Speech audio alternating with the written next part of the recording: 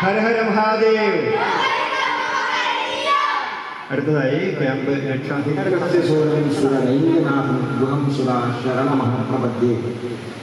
കുമാരമംഗലത്തെ ഈശ്വരൻ സുബ്രഹ്മണ്യ സ്വാമിയെ മനസ്സ സ്മരിച്ചുകൊടുന്നു.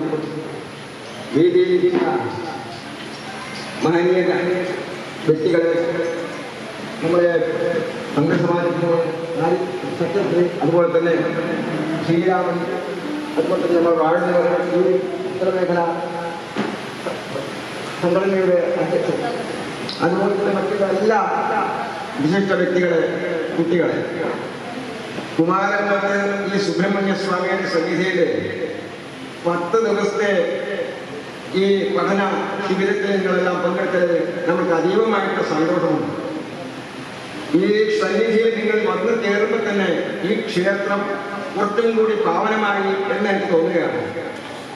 വേദിയിലൊക്കെ നമ്മൾ കേട്ടു നമ്മുടെ ആചാരവിധാനങ്ങളും നമ്മുടെ അനുഷ്ഠാനങ്ങളും എങ്ങനെ അഭിവൃദ്ധിപ്പെടുത്താം, അതിൻ്റെ മഹത്വങ്ങളൊക്കെ നമ്മൾ കേട്ടു. യോ വേദാന്തസ്വര പ്രോക്തോ വേദാന്തേന പ്രതിഷ്ഠിതഃ തസ്യ പ്രകൃതിലീനസ്യ യത്പരസ്യ മഹേശ്വരഃ. വേദം പറയുന്നത് തന്നെ അതാണ്. വേദാന്തോ സ്വരപ്രോക്തോ വേദാന്തേന പ്രതിഷ്ഠിതഃ. വേദമന്ത്രങ്ങൾ പ്രകൃതിയിൽ നമ്മൾ ഈശ്വരനെ കാണുന്നു, അതാണ് നമ്മളെ സംരക്ഷിക്കുന്നത് എന്നുള്ള അത്യന്ത ശ്രേഷ്ഠമായിട്ടൊരു സന്ദേശം നമുക്ക് ലഭിക്കുന്നുണ്ട്. നിങ്ങൾ ഇപ്പൊ തന്നെ നിങ്ങൾ പഠിച്ചതുപോലെ ഹര ഹര മഹാദേവാണെന്ന് വിളിക്കുകയാണ്. അതിനൊപ്പം നിങ്ങൾ പറയുന്നു, എന്താ പറയുന്നത്? ലോകഹിതം ലോകരണീയം. അപ്പം ഹര ഹര മഹാദേവന്റെ പേര് കേൾക്കുമ്പോൾ തന്നെ ലോകദൈവത്തിനെ പറ്റി ചെയ്യാൻ ഞങ്ങൾ തയ്യാറാണെന്ന് നിങ്ങൾ പറയുകയാണ്. മഹാദേവനെ പറ്റിയുള്ള ചെറിയൊരു കഥ എനിക്ക് ഓർമ്മ വരുന്നു. ഇപ്പൊ നിങ്ങളൊരു കഥ കേട്ടു, പിന്നെ ഒരു കഥയും കൂടി കേട്ട് ഞാൻ നിർത്താൻ പോവുകയാണ്. ഞാൻ നിർത്താൻ പോവുകയാണ്. മഹാദേവന് 2 കുട്ടികളാണ്. കേട്ടിട്ടുണ്ടാവോ? ആർക്കാണോ? ആരാണ്? മഹാഗണപതിയും സുബ്രഹ്മണ്യനും. അറിയാമല്ലോ, ഈ ഗണപതിയാണ് എല്ലാ വിഘ്നങ്ങളെയും അകറ്റുന്ന മഹാശക്തി. നമ്മുടെ വേദങ്ങളിൽ അഭാവമാണ്. അപ്പൊ ഈ വിഷമങ്ങൾ, തടസ്സങ്ങൾ ഉണ്ടാക്കുന്നത് ആരാന്ന് വെച്ചാൽ അതും അയാൾ തന്നെയാണ്. വിഘ്നനാശകൻ പറയും, വിഘ്നകർത്താനും പറയും. അവർ കുട്ടികളിയാണല്ലോ, രണ്ടും ചെയ്യുന്ന ഒരാൾ തന്നെയാണ്. അതാണ് ഈശ്വരൻ. നമുക്ക് സുഖം തരും, അതുപോലെ തന്നെ വിഷമങ്ങളും തരും. അതിനെ അകറ്റുന്ന ശക്തികളെ നമ്മൾ പൂജിച്ചു കഴിഞ്ഞാൽ വിഷമങ്ങൾ മാറിക്കിട്ടും, സുഖങ്ങൾ ലഭിക്കും. ഇതാണ് അതിന്റെ അർത്ഥം. അപ്പൊ ഈ ഗണപതിയും സുബ്രഹ്മണ്യനും ഈശ്വരന്റെ കുട്ടികളാണ്. നിങ്ങളെപ്പോലെ വളരെ ചെറിയ കുട്ടികളാണ്. അങ്ങനെ സങ്കല്പിക്കാണ്. ഒരു ദിവസം നാരദ മഹർഷി ഒരു മാങ്ങ എടുത്തുകൊണ്ട് വന്നു. മാങ്ങ തിന്നുന്ന കാലങ്ങളൊക്കെ ഇപ്പോഴുണ്ട്. ശിവന്റെ കയ്യിൽ കൊടുത്ത് പാർവതി അടുത്തിരിക്കുന്നുണ്ട്. കുട്ടികൾ 2 പേരും നോക്കിയിട്ട് എനിക്ക് വേണം, എനിക്ക് മോഹം കുട്ടികളിൽ ഉണ്ടായി. ആർക്കാ കൊടുക്കുക? ഞാൻ കൊടുത്ത അയാൾക്ക് പോയി. അച്ഛനമ്മക്ക് വിഷമായിട്ട് ആർക്കാ കൊടുക്കുക? അപ്പോ ഈ പറഞ്ഞ പോലെ ഒരു പരീക്ഷണം. ഈ ലോകസഞ്ചാരം, ഭൂമിക്ക് ചുറ്റും ഒരു പ്രദക്ഷിണം വന്ന് ആരാണോ മുമ്പിൽ ഇവിടെ എത്തുക അവർക്ക് ഈ പാരിതോഷികം ലഭിക്കും. 2 മക്കളോടും പറയാണ്, ഭൂമിയെ ചുറ്റി വരണം. ആരാണ് ആദ്യം പ്രഥമത എത്തുന്നത് അവർക്കാണ് ഈ നാരദൻ തന്നെ മാങ്ങ ലഭിക്കാൻ പോകുന്നത്. ഉടനെ സുബ്രഹ്മണ്യ സ്വാമി നീ തനക്കൊരു വാഹനമുണ്ട്. അറിയാവോ സുബ്രഹ്മണ്യന്റെ വാഹനം? അറിയാവോ? അതിലങ്ങ് കയറിയിരുന്ന അയാൾ വിഷമുണ്ടോ? പക്ഷി അങ്ങ് പറന്നു പോകും, പെട്ടെന്ന് ചുറ്റി വരും. അയാളങ്ങ് പറന്നു പോകുമ്പോൾ തന്നെ ഗണപതി ഇങ്ങനെ ആലോചിച്ചു. അയാളെ വലിയ കുടവയറും ഈ വലിയ ചെവിയും എന്താ ചെയ്യുക? അയാളൊരു തീരുമാനത്തെ കിട്ടി. ഉടനെ അച്ഛൻ്റെ അമ്മയടുത്തേ കൊണ്ടിരുന്നു. ശിവനും പാർവതിയുടെ അടുത്ത് നിന്നു. എന്നിട്ട് പറഞ്ഞു, ഒന്ന് എണീറ്റ് നിൽക്കണം എന്ന് പറഞ്ഞു. പാർവതിയും പരമേശ്വരനും എണീറ്റ് നിന്നു. വേഗം ഒരു ചുറ്റു വന്നു. ആർക്ക്? അച്ഛനും അമ്മക്കും മഹാഗണപതി ഒരു പ്രദക്ഷിണം വന്നു. എന്നിട്ട് സാഷ്ടാംഗം പ്രണമിച്ചു. എന്നിട്ട് പറഞ്ഞു, ആ മാങ്ങ എനിക്ക് തന്നേക്കണം. ശരിയാണ്. സുബ്രഹ്മണ്യ സ്വാമി കിടച്ചും കൊണ്ട് വരികയാണ്. ദൂരത്ത് കാണുന്നില്ല, പക്ഷിയുടെ മുകളിൽ ഇരിക്കുന്നുണ്ട് അയാൾ. മൈൻ്റെ മൈപ്പുറം മയറി വരുന്നുണ്ട്. വന്ന് അടുത്ത് എത്തുമ്പോ മാങ്ങ ഗണപതിയുടെ കയ്യിലെത്തി കഴിഞ്ഞു. മനസ്സിലായോ? എന്താണ് ഇതിൽ മനസ്സിലാക്കാൻ പറ്റുന്നത്? ലോകം മുഴുക്കെ അച്ഛനും അമ്മയും ഉൾക്കൊണ്ടിരിക്കുന്നു. മാതൃദേവോ ഭവ പിതൃദേവോ ഭവ നിങ്ങൾ പറഞ്ഞ ഉപനിഷത്തിന്റെ ആദ്യത്തെ വാക്യങ്ങളല്ലേ. അപ്പൊ അതാണ് നമുക്കിവിടെ പഠിപ്പിച്ചു തരുന്നത്. ഈ ഗണപതിയുടെ കയ്യിൽ മനസ്സിൽ സുബ്രഹ്മണ്യ സ്വാമിക്ക് ദേഷ്യം വന്നു.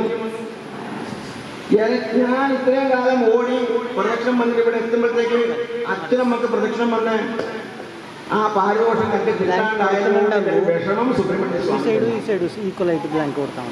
സുബ്രഹ്മണ്യ സ്വാമി ഗണപതിയും ഒരു തർക്കം ഉണ്ടായി, കുറച്ച് മൽപ്പിടുത്തം ഉണ്ടായി. മൽപ്പിടുത്തത്തിന്റെ ഇടയിൽ ഗണപതിയുടെ കൊമ്പിനൊന്ന് പിടിച്ചു. ആര്? സുബ്രഹ്മണ്യ സ്വാമി. ഒരു കൊമ്പങ്ങ് ഒടിഞ്ഞു പോയി. എന്താ ചെയ്യാ? അപ്പോ ഗണപതിക്ക് ദേഷ്യം വന്നു. ഇത് നിന്റെ കയ്യിൽ വെക്കാൻ പാടില്ല, നിന്റെ കയ്യിൽ ഇരുന്നോട്ടെ, ഒരു ശിക്ഷ ആയല്ലോ. ഇങ്ങനെ കൊമ്പ് ഒടിക്കുന്ന ശിക്ഷ സുബ്രഹ്മണ്യന്റെ സ്വാമിയുടെ കൈമേൽ ഇരുന്നോട്ട് അങ്ങനെ ദേഷ്യപ്പെട്ടിട്ട് പറഞ്ഞു ഗണപതി. ഒരു രക്ഷയില്ല. സുബ്രഹ്മണ്യ സ്വാമി ഗണപതിയെ കൊമ്പ് പിടിച്ച് നടക്കാൻ തുടങ്ങി. ഒരു ദിവസം ഒരു ബുദ്ധി തോന്നി സുബ്രഹ്മണ്യ സ്വാമിക്ക് തന്നെ. ഒരു നല്ലൊരു പഴം, നേന്ത്രപ്പഴം വാങ്ങി എടുത്തു. അതിന്റെ പഴം അങ്ങോട്ട് വീണു. ഈ കൊമ്പ് അതിനകത്തേക്ക് കയറ്റി വെച്ചു. എന്നിട്ട് അനിയാ ഇതാ ഒരു പഴം എന്ന് പറഞ്ഞാൽ കൊടുക്കും. ഗണപതി വേഗം മേടിച്ചു. അനിയൻ തരുന്ന പഴമല്ലേ. തൊലി അങ്ങ് ഒഴിഞ്ഞു കഴിയുമ്പം അതാ അതിനകത്ത് കൊമ്പ് കിടക്കുന്നു. തന്റെ കൊമ്പന്നെ സുബ്രഹ്മണ്യ സ്വാമിനെ കാണുന്നില്ല, അയാൾ ഓടിക്കഴിഞ്ഞു. പക്ഷെ ഗണപതി പറഞ്ഞൊരു വാക്കുണ്ടല്ലോ, നിലത്ത് വെക്കാൻ പാടില്ല ഇനി പറഞ്ഞൊരു വാക്കുണ്ട്. അത് അയാൾക്ക് തന്നെ കൊണ്ടു, അയാൾ നിലത്ത് വെക്കാൻ പറ്റില്ല. അങ്ങനെ ഗണപതിയുടെ കയ്യിൽ ആ കൊമ്പ് ഇന്നും നിലനിൽക്കുന്നു എന്നുള്ളതാണ് ഒരു കഥ. അപ്പോ ഈ വിഷയങ്ങൾ നമ്മൾ മനസ്സിലാക്കേണ്ടത് സാഹോദര്യം വേണം. അഭിപ്രായ ഭിന്നതകൾ ഉണ്ടാവാം, പക്ഷേ അത് നമ്മൾ ആലോചിച്ച് കഴിഞ്ഞാൽ അത് നമുക്ക് ഉപകാരപ്രദമായി മാറ്റാൻ സാധിക്കും. ആ വിഷമങ്ങളൊക്കെ മാറ്റും, അഭിപ്രായ ഭിന്നതകൾ മാറും, നമുക്ക് യോജിക്കാൻ സാധിക്കും. അച്ഛനും അമ്മയുടെയും നമുക്ക് യോജിച്ച് അവരുടെ അഭിപ്രായം അനുസരിച്ച് അവരുടെ പാവനമായിട്ടുള്ള നിർദ്ദേശങ്ങളോ അല്ലെങ്കിൽ അവരുടെ പാദസ്പർശങ്ങളോ നമ്മളെ ജീവിതത്തെ ധന്യമാക്കും എന്നുള്ള വിഷയം നമുക്കെന്ന് മനസ്സിലാക്കാൻ സാധിക്കും. ഗണപതിയും സുബ്രഹ്മണ്യനും കാണിച്ചു തന്ന ഒരു മഹത് സന്ദർഭമാണ്. അങ്ങനെ ഉള്ള ഈ സുബ്രഹ്മണ്യ സ്വാമിയുടെ സന്നിധിയിലാണ് നിങ്ങളെല്ലാം ഒത്തുചേർന്നത്. നിങ്ങളുടെ കളിയും തമാശയും അല്ല നിങ്ങളുടെ സന്തോഷവും. പക്ഷെ വിഷമമാർക്ക് ഉണ്ടായിട്ടില്ലാവില്ല ഞാൻ ഉദ്ദേശിക്കുന്നു. പക്ഷേ നിങ്ങളെ ഭരണകർത്താക്കളെന്താന്ന് പറയാനില്ല, രാമചന്ദ്രൻ പറയുന്നില്ല. ഒരു പക്ഷേ ഈ 10 ദിവസം നിങ്ങൾക്ക് വിഷമം ഉണ്ടായിട്ടുണ്ടാവില്ല എന്ന് ഞാൻ ഉദ്ദേശിക്കട്ടെ. അപ്പോ സന്തോഷം തന്നെ. ഇന്ന് എല്ലാവരും പിരിയുകയാണ്. ഞാൻ ഉദ്ദേശിക്കുന്നത് വരുന്ന കൊല്ലം ഇതുപോലെ തന്നെ നിങ്ങൾക്കൊക്കെ സ്കൂൾ പഠിത്തം കഴിഞ്ഞ് വിശ്രമ ദിവസം വരുമ്പം കുമാരമംഗലത്തിൽ തന്നെ വരിക. സുബ്രഹ്മണ്യ കുമാരമംഗലത്തെ സ്വാമി ഒരുപക്ഷെ നിങ്ങളെ ഇങ്ങോട്ട് വിളിക്കും. നിങ്ങളുടെ വേദപാഠശാല നിങ്ങൾക്ക് വേണ്ടി തന്നെ അവിടെ ഒരുപക്ഷെ കാത്തു നിൽക്കുന്നുണ്ടാവാം. നിങ്ങളുടെ ആരാധനകളും നിങ്ങളുടെ ശബ്ദങ്ങളും വേദമന്ത്രങ്ങളും ഇവിടെ എപ്പോഴും കേൾക്കാനുള്ളൊരു സുയോഗം വരട്ടെ. നിങ്ങളെല്ലാം ഹാർദമായി സ്വാഗതിച്ചുകൊണ്ട് നിങ്ങളെ സ്വാഗതം പറഞ്ഞുകൊണ്ട് നിങ്ങൾക്ക് ക്ഷേമം ഉണ്ടാവട്ടെ, നിങ്ങളുടെ സുബ്രഹ്മണ്യ സ്വാമി അനുഗ്രഹിക്കട്ടെ, നിങ്ങളുടെ ജീവിതം ധന്യമാവട്ടെ എന്ന് മാത്രം പറഞ്ഞുകൊണ്ട് എല്ലാ ഭാരവാഹികളുമായിട്ട് നമ്മളെ ഹരിഗോവിന്ദ് അദ്ദേഹത്തിന് പറയാണ്ടിരിക്കാൻ പറ്റില്ല. അദ്ദേഹം കുറേ കാലം മുമ്പേ നമ്മളെ സുഹൃത്താണ്. ഇപ്പൊന്നുമല്ല, എത്ര കൊല്ലം, ഒരു 10-25 കൊല്ലം മുമ്പേ നമ്മളെ കൂടെ പല പ്രതിഷ്ഠക്കും കലശത്തിനും വന്നിട്ടുള്ള ഒരു മഹനീയനാണ്. നിങ്ങൾ എത്രയോ നമ്മളുടെ ഇന്നത്തേക്ക് വന്ന് താമസിച്ചിട്ടുണ്ട്. അദ്ദേഹം നമ്മളുടെ ഇല്ലത്തിൻ്റെ ഒരു അംഗം തന്നെയാണെന്നില്ല നമ്മൾ തോന്നല്. അദ്ദേഹത്തിൻ്റെ അനുഗ്രഹം അല്ലെങ്കിൽ അദ്ദേഹത്തിൻ്റെ ശ്രമം, അദ്ദേഹം ഒരു അധ്യാപകനായി നിങ്ങൾക്കെല്ലാം എന്താ പറയുക ദാനം ചെയ്യുന്ന വിദ്യ, അത് നിങ്ങളുടെ ജീവിതത്തിൽ അത്യമൂല്യമായിട്ടുള്ള ഒരു വിഷയമായി വരട്ടെ. അതുകൊണ്ട് നിങ്ങളുടെ വിദ്യാ ദദാതി വിനയം വിനയാദ്യാതി പാത്രതാം പാത്രധനമാപ്നോതി ധനാത് ധർമ്മ തതസുഖം. അങ്ങനെ ഒരു സുയോഗം ഉണ്ടാവട്ടെ എന്ന് പ്രാർത്ഥിച്ചുകൊണ്ട് നിർത്തുന്നു. നമസ്കാരം.